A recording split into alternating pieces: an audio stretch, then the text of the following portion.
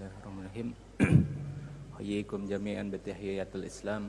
Assalamualaikum warahmatullahi wabarakatuh. Innal hamdalillah nahmaduhu wa nasta'inu wa nastaghfiruh wa na'udzu billahi min syururi anfusina wa min sayyiati a'malina. Innahu may yahdihillahu fala mudilla lahu wa may yudlil falan tajida lahu waliyan mursyida.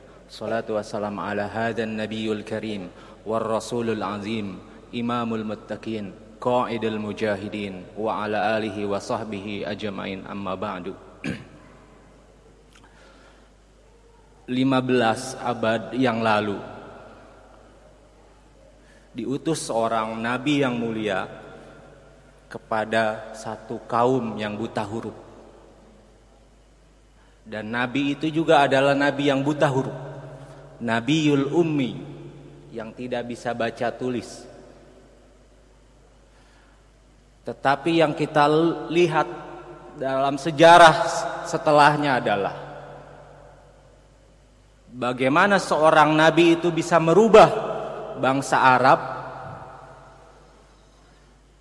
merubah pola pikir mereka, merubah sikap mereka, merubah cara merasa mereka, merubah cara berpikir mereka terhadap dunia.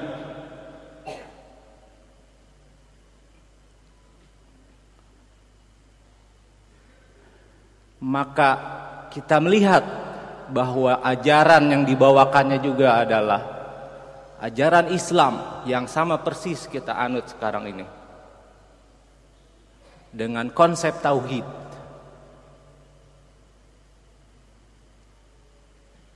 Dan konsep ini mendapat pertentangan keras dari kaum kafir Quraisy, dari para pembesar Quraisy.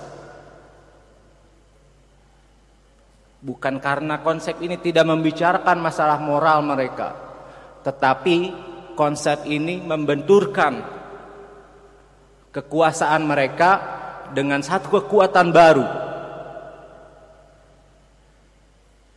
Kalimat tauhid itu adalah kalimat thayyibah, la ilaha illallah. Yang pertama adalah linnafi, peniadaan, tiada ilah, tiada Tuhan, tiada yang layak disembah, tiada yang layak dipatuhi dan ditunduki kecuali Allah Subhanahu wa ta'ala.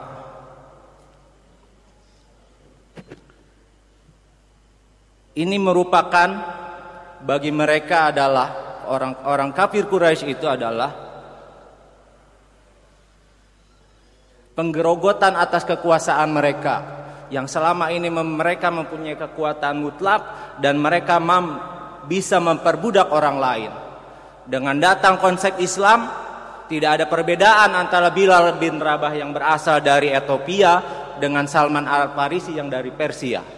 Semuanya sama di sisi Allah. Maka khutbah Rasulullah SAW ketika dalam khutbatul wada, beliau mengatakan la farqun bainal a'rabiyyin wa a'jami.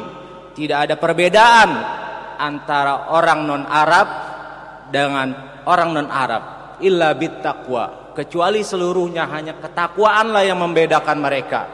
Tidak pula kedudukan mereka, tidak pula kekayaan mereka, tidak pula nasab mereka.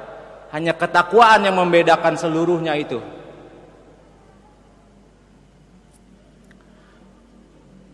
Dengan konsep baru yang dibawakan oleh Rasulullah SAW, maka terhentaklah kekuasaan yang ada pada saat itu, maka terguncanglah Persia, juga Romawi yang berkuasa pada saat itu. Karena secara jelas konsep ini menentang penindasan, secara jelas konsep ini juga menghancurkan ide-ide mereka tentang penguasaan atas manusia, penguasaan atas lahan, penguasaan atas material bumi yang mereka punyai.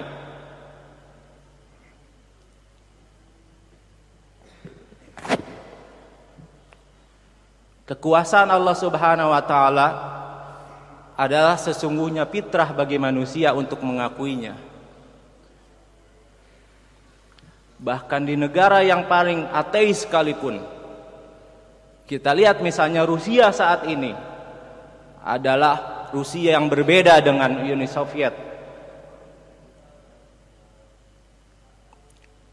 Rusia yang saat ini terbuka dan sifat-sifat dan munculan kereligius, spiritualitas itu maju dan berkembang.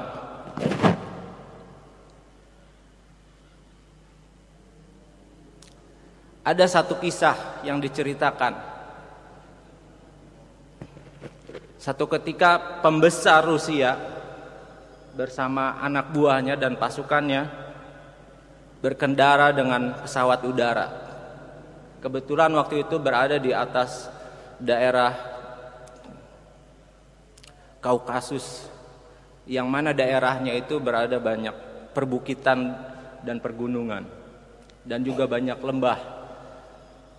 Karena menghadapi cuaca yang tidak baik dan kondisi yang alam seperti itu, maka terjadilah turbulens dalam pesawat tersebut. Yang menarik adalah karena seluruhnya adalah ateis yang anti Tuhan, tiba-tiba ada salah seorang dari mereka mengatakan, ketika terjadi benturan seperti itu, "Wahai Tuhan." Semua orang yang ada di pesawat itu kaget. Siapa yang berkata? Pasti ini adalah anak buah, gitu ya. Kira-kira baru masuk, gitu ya. Tetapi setelah diperhatikan,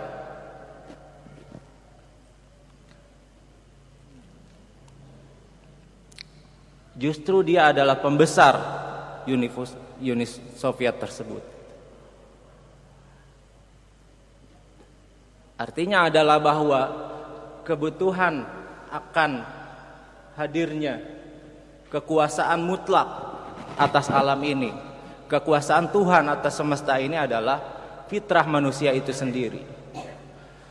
Sementara kaum Marxis mengatakan bahwa agama itu candu bagi masyarakat karena mereka belum melihat keseluruhannya secara metodologi ilmiah, dan mereka hanya menggeneralisir bahwa sesungguhnya agama yang dimaksud tentu saja bukan Islam.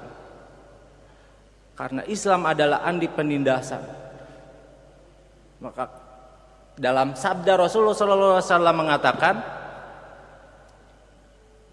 Sayyid Syuhada atau pemimpin syuhada itu adalah Hamzah, dan kemudian orang yang menentang kezaliman di atas kekuasaan. Kita juga menemukan misalnya hadis yang menghubungkan tentang keimanan dengan pencegahan terhadap kezaliman atau kemungkaran. Barang siapa melihat kemungkaran, maka hendaklah dia merubah dengan tangannya. Man ra'a minkum munkaran falyughayyirhu biyadihi, fa illam yastati fa bilisanihi. Kalau tidak mampu, maka dengan lisannya. Fa illam yastati fa biqalbi wa dzalika ad'aful iman.